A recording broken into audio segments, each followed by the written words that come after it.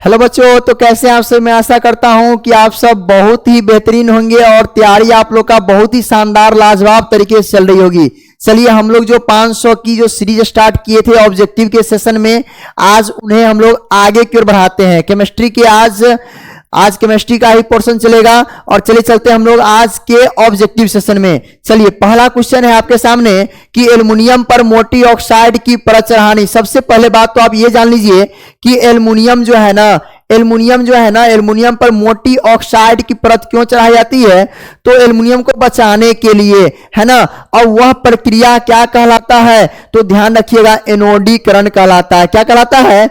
एनोडीकरण कहलाता है। एल्युमिनियम पर मोटी ऑक्साइड की परत चढ़ाना ही क्या कहलाता है? एनोडीकरण कहलाता है ना। अगला क्वेश्चन है, नेक्स्ट क्वेश्चन आपके सामने है। क्वेश्चन है, निम्नलिखित में कौन अधातु विद्युत का सुचालक है? अधातु की बात हो रही है। तो देखिए, देखा जाए यहां पर कि ग्रेफाइट जो है अधातु है और जो विद्युत का क्या है? सुचालक है। याद रखिएगा, ग्रेफाइट जो है कार्बन का अपरूप है। किसका अपरूप है? कार्बन का अपरूप है। और यह जो ग्रेफाइट है, यह ग्रेफाइट से विद्युत धारा का सुचालन होता है, यानी धारा करंट लगता है। और यह ग्रेफाइट जो है पेंसिल सभी स्टूडेंट प्रयोग किए होइएगा, तो पेंसिल के नोक में रहता है ना। पेंसिल के कहां रहता है? नोक पर रहता है। क्या? ग्रेफाइट रहता है, ध्यान रखिएगा। उसके बाद इस ग्रेफाइट का उपयोग जो है स्नेहक के रूप में भी किया जाता है। याद रखिएगा, स्नेहक के रूप में भी इसका उपयोग किया जाता है। चलिए, अगला क्वेश्चन को बढ़ते हैं हम लोग। कह रहा है, निम्न में से विजातीय पदार्थ क्या? विजातीय मतलब होता है अलग पदार्थ। तो बता दें आपको, चूना पत्थर, संगमरमर और खड़िया, तीनों का सूत्र CaCO3 होता है।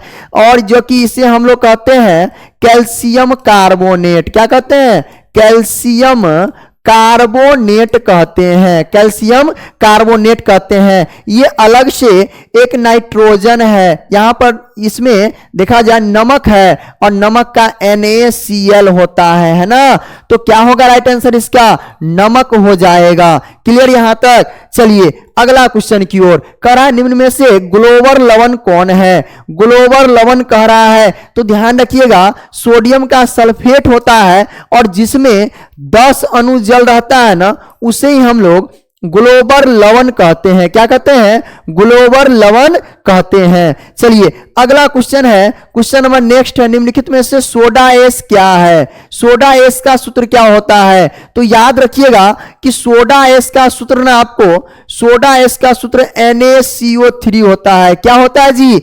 NaCO3 होता है, सोडियम कार्बोनेट, है ना। सोडा एस का सूत्र, चलिए बता दें आपको कि सोडा एस का सूत्र ना CaCl2 होता है। क्या होता है? CaCl2 होता है ना। यानी कैल्शियम क्लोराइड होता है। क्या होता है जी? कैल्शियम क्लोराइड होता है। चलिए, अगला क्वेश्चन की ओर बढ़ते हैं हम लोग। कह रहा है, चूना जल का सूत्र क्या होता है? चूना जल कह रहा है ना। चूना जल पता है, ये चूना जल का सूत्र क्या होता है? क्या कमेंट बॉक्स करिएगा, कमेंट बॉक्स में बताइए जल्दी से, वीडियो को थोड़ा रोक कर। जी हाँ, जवाब दे दिए क्या? तो बता दें आपको, चूना जल को ही हम लोग कैल्शियम हाइड्रोक्साइड कहते हैं। क्या कहते हैं? कैल्शियम हाइड्रोक्साइड कहते हैं। अगला क्वेश्चन आइए। कह रहा है, जब सोडियम हाइड्रोक्साइड जिंक से अभिक्रिया करता है तो कौन सा उत्पाद बनता है? सोडियम हाइड्रोक्साइड जिंक से अभिक्रिया करता है ना, तो वह कौन सा अभिक्रिया करके कौन सा उत्पाद बनाता है? तो बता दें आपको कि सोडियम जिंकेट और प्लस हाइड्रोजन गैस मुक्त करता है। क्लियर है यहां तक? चलिए, अगला क्वेश्चन है कि NaOH क्या है? तो NaOH क्या है? तो याद होना चाहिए कि अम्ल क्षार लवण में पढ़े थे, जिसको घोलने पर OH- आयन मिलता है। किसने बोला था? आरहेनियस ने बोला था। आरहेनियस ने बोला था कि जिनको घोलेंगे जल में और OH- मिलेगा, वो क्या कहलाएगा? क्षार कहलाएगा। तो इस प्रकार से क्षार हो जाएगा। अम्ल का क्या है कि H+ आयन दे देगा अम्ल, है ना। लवण क्या होता है कि आपको जैसे NaCl है ना, तो NaCl क्या है? लवण है। क्लियर यहां तक?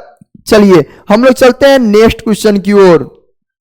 निम्न में से कौन सा विलयन उपयोग दीवारों की सफेदी कराने में करते हैं? दीवारों की सफेदी यानी दीवारों पर जो कलई की जाती है ना चूना से, उनका उपयोग, तो CaOH का होल 2 का उपयोग ना हम लोग दीवारों पर सफेदी कराने में करते हैं। उसी को हम लोग पुचारा भी कहते हैं ना, पुचारा कहिए या रंग कराना कहिए या कलई कराना कहिए। चलिए अगला क्वेश्चन है, जिंक तथा सल्फ्यूरिक अम्ल के बीच अभिक्रिया होने पर कौन सी गैस निकलती है? तो जब जिंक और सल्फ्यूरिक अम्ल आपस में अभिक्रिया करती है ना तो एकमात्र गैस कौन सा? हाइड्रोजन गैस बाहर निकलता है। कौन सा गैस निकलता है? हाइड्रोजन गैस ना बाहर निकलता है। चलिए अगला क्वेश्चन की ओर चलते हैं हम लोग। निम्नलिखित में से कौन प्राकृतिक सूचक है? प्राकृतिक सूचक, एक होता है कृत्रिम सूचक, एक होता है प्राकृतिक सूचक, जिसके द्वारा हम लोग ना आपको सूचक को ना दो भागों में बांटा गया है, एक प्राकृतिक और एक आपको मानव निर्मित। तो याद रखिएगा प्राकृतिक क्या है? हल्दी है जो प्रकृति से हमें मिलते हैं, और बाकी ये सभी क्या है आपका मानव निर्मित है ना, फेनोल्फथालीन हो गए या मेथिल ऑरेंज हो गए, ये सब क्या है? मानव निर्मित है। चलिए अगला क्वेश्चन है, निम्न में से यौगिक में से कौन सा अम्ल है? अम्ल कह रहा है ना, तो संभव स्वाभाविक सी बात है H2SO4 सल्फ्यूरिक अम्ल है ना। H2SO4 को क्या कहते हैं हम लोग?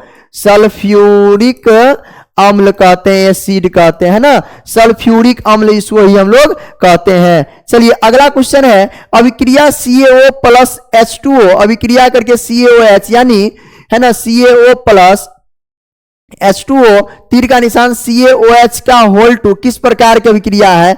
तो ये जो अभिक्रिया हो रहे हैं ना, ये देखिए दो मिलकर एक का निर्माण कर रहा है ना, तो संयोजन कहलाएगा। दो मिलके एक का निर्माण कर रहा है, क्या कहलाएगा? संयोजन कहलाएगा, है ना। इसे ही हम लोग याद रखिएगा, संयोजन की अभिक्रिया कहते हैं किसको? CaO प्लस H2O मिलकर अगर CaOH का होल 2 बना रहा है तो क्या कहलाएगा? संयोजन कहलाएगा।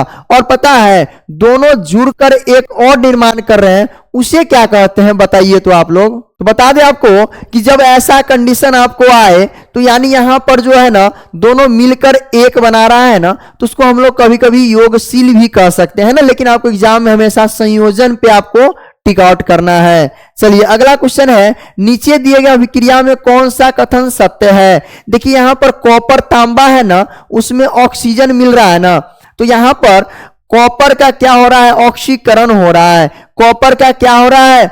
ऑक्सीकरण हो रहा है, क्योंकि तांबा में ऑक्सीजन जुट रहा है, इसलिए क्या हो जाएगा? ऑक्सीकरण हो जाएगा। क्लियर यहां तक? चलिए अगला क्वेश्चन है, श्वसन किस प्रकार की रासायनिक अभिक्रिया है? श्वसन जो हम सांस लेते हैं ना, वह कैसी अभिक्रिया है? तो बता दें आपको ऊष्माक्षेपी अभिक्रिया है। श्वसन कैसी अभिक्रिया है? तो ऊष्माक्षेपी अभिक्रिया है श्वसन।